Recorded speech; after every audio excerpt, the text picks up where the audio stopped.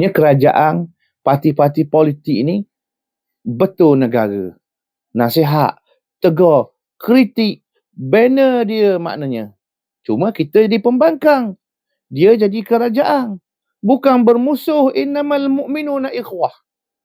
Awak jadi ulama, contoh, tiba awak jadi bakang. Patutnya jadilah pembangkang mengikut Islam. Kerajaan mesti cara ikut Islam. Kerajaan ikut Islam.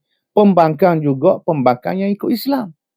Kadang-kadang kita nak suruh kerajaan ni, kita nak suruh kerajaan ikut Islam. Tapi kita lupa pula, kita jadi pembangkang dan ikut Islam. Jadi kerajaan kena ikut Islam. Pembangkang pun kena ikut Islam. Kerajaan kena ikut Islam. Parti pun kena ikut Islam. Parti kena ikut Islam. Kita kena ikut Islam. Kita kena ikut Islam.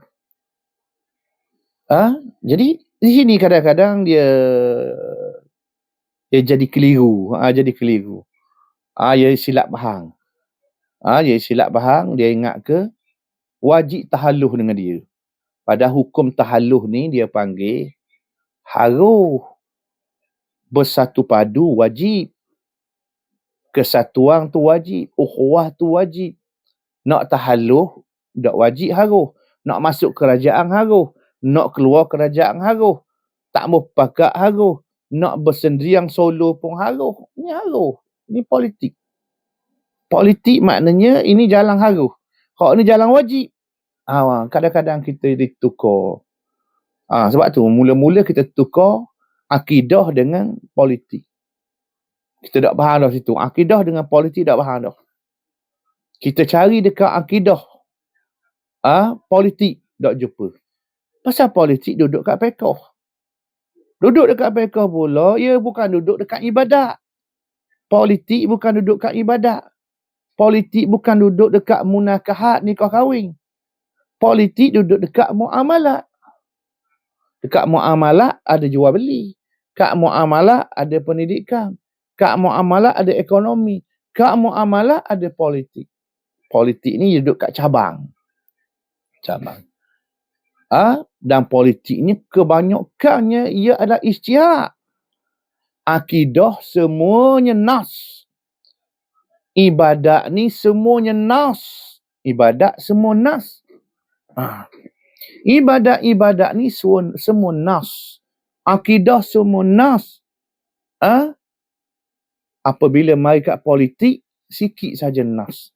Banyaknya ialah ijtihadiyat. Banyaknya ialah zanniyat. Banyaknya perkara yang boleh berbeza. Banyaknya perkara yang harus. Banyaknya yang boleh kita tukar maknanya. Yang boleh kita berbeza pendapat. Ini. Jadi sebab tu kita jadi orang agama. Jadilah orang agama yang faham. Jadilah orang agama yang faham. Kalau jadi ulama, jadilah ulama yang faham. Bukan faham bab akidah saja. Bukan faham bab ibadat saja. Bab tafsir Quran saja. Bab hadis saja. Tapi faham juga dalam masalah politik ini. Walaupun mungkin kita tak boleh nak memimpin ilmu lain. Orang apa Quran suci, tak mesti boleh memimpin politik. Orang yang apa hadis ribu-ribu macam Imam Bukhari, macam Imam Muslim, Imam Ahmad, tak mesti boleh jadi pemimpin politik. Tak mesti boleh jadi pemimpin politik. Orang apa Quran, apa hadis, apa kitab fiqh, apa kitab tafsir, tak mesti boleh memimpin politik. Ini ilmu lain. Pemimpin politik ini nak dua benda. Yang pertama ialah al-qawiyyu, kemampuan.